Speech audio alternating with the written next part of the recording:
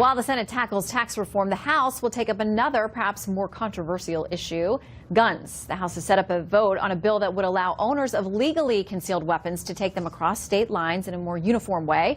North Carolina Congressman Richard Hudson is the sponsor of the bill. He joins us now live. Good to see you tonight. Great to be with you. Okay, so you know that this is controversial because, listen, the backlash has, I'm sure you've not been surprised by it, but tell us what the bill would do.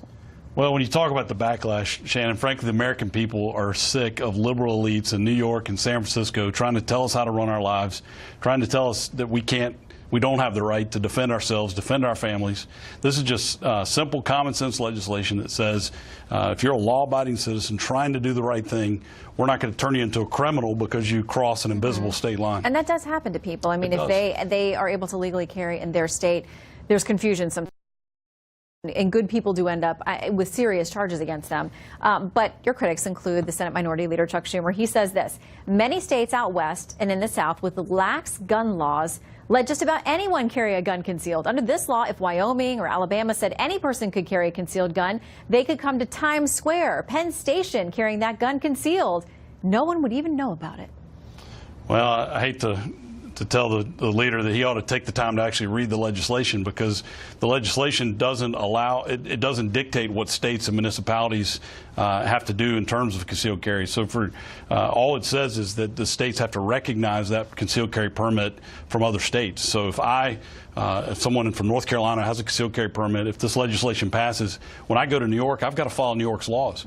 They actually have a state law that you can't have a magazine larger than 8 rounds. I've got to follow that law. They have a law that you can't concealed carry in Times Square. I have to follow that law. And so the states and municipalities can make whatever rules they want to make. All we're saying is when I cross that state line, I don't automatically become a criminal. Okay, so is it your take that the left knows better, or that they're confused about the legislation?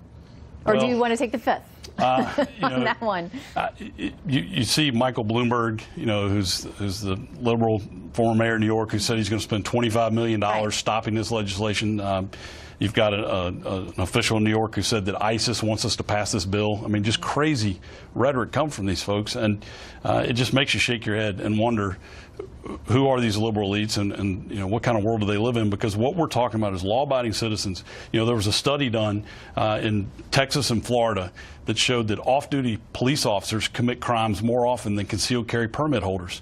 So we're talking about law-abiding people who are trying to do the right thing to protect themselves, protect their families.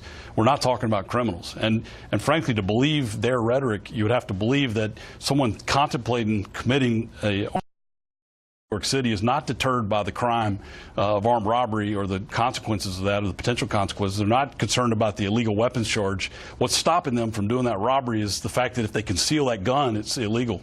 It doesn't make sense. Do you think that you'll have bipartisan support? Do you have Absolutely. some Democrats that will buy in on the House side? We already have 3 Democrat co-sponsors. There's a number of Democrats I've talked to who are planning to vote for the bill.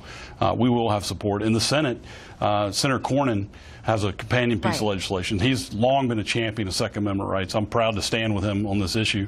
But he had this bill, a similar bill, constitutional carry, on the floor of the Senate in 2015. And there were actually 7 Democrat senators who are still in the Senate who voted for that legislation. 5 of them happen to be up for re-election, if that matters. That may matter. You would need one more, obviously, to get this to the need to hold the Republicans. We need 8 Democrats. I think the votes are there. We'll see. All right. Well, thank you for coming to separate a little fact from fiction for us. And we'll watch this vote in the House next week, correct? Absolutely. Next week. We're looking forward to it. And the American people, polls show 73% of the American people want this bill passed. They'll have their day next week. We'll see that opportunity. All right. Keep us updated. We will. Thank you.